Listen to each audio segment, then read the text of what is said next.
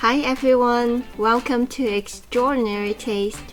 Rosettes are found in many cultures and they are traditionally part of Chinese New Year celebrations. However, they are gaining popularity due to their flowery shape and golden color, which symbolize beauty, wealth, and harmony, aligning perfectly with the festive spirit.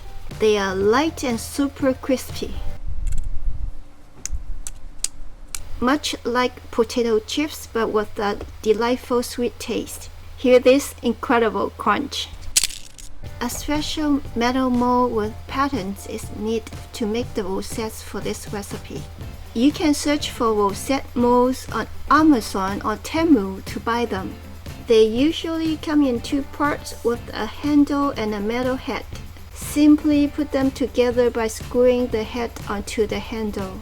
Buy the wooden handle ones. Plastic may burn when exposed to heat.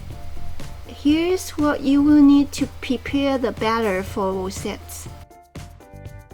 Whisk to break up the egg yolks and whites until they are well incorporated. Add the sugar.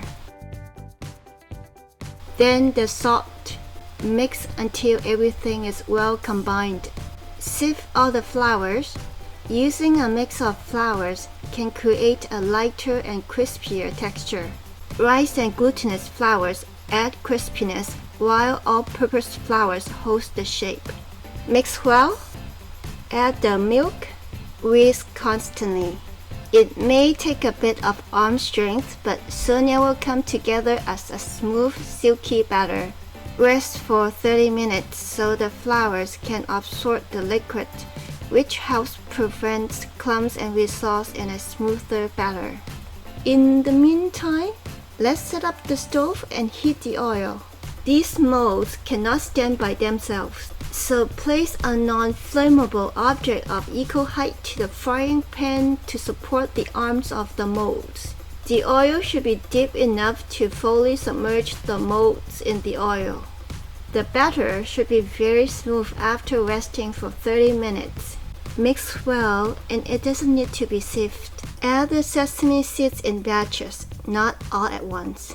They tend to flow to the top and most of them are used up before the batter is finished. Also, we mix the batter from time to time. Heat the oil to around 325 degrees Fahrenheit. If the molds go in when the oil is cold, they will be hot enough by the time the oil reaches that temperature. Shake off any excess oil. Too much oil going into the batter will change its consistency. Be gentle, the oil is hot. It can be dangerous if it splashes on anyone. Dip the heat mold all the way into the batter for 1 to 2 seconds. The batter should stick. Let it cook for a few seconds. Then shake gently and the rosette will come right off, as long as the batter has not spilled over the top of the mold. Continue dipping and frying. Remember to remix from time to time to incorporate the oil and sesame seeds. It's a good idea to have at least 2 molds so they can reheat properly after each dip. Now let me show you a few ways to check if the oil is frying at the right temperature, and what you can do if the batter won't stick to the mold. An obvious sign that the oil is too hot is when the rosette turns brown in under 30 seconds. The thickest part hasn't cooked through, making it chewy. Another less noticeable sign is that the bottom edges brown before the rest do. Once the temperature is set correctly, the bottom should brown first like this. Each side turns light brown in 2 to 3 minutes. If not, turn the heat up a little. They should be crisp and light, with a deep golden color but not overly dark or burnt. There are several reasons why a rosette may not stick. One of my experiences is that the batter is too heavy due to excess sesame seed or thickness. To fix this, add 10 ml of milk to the batter at a time and test it. Place them on a rack with the front facing up to allow the oil to drain off and cool.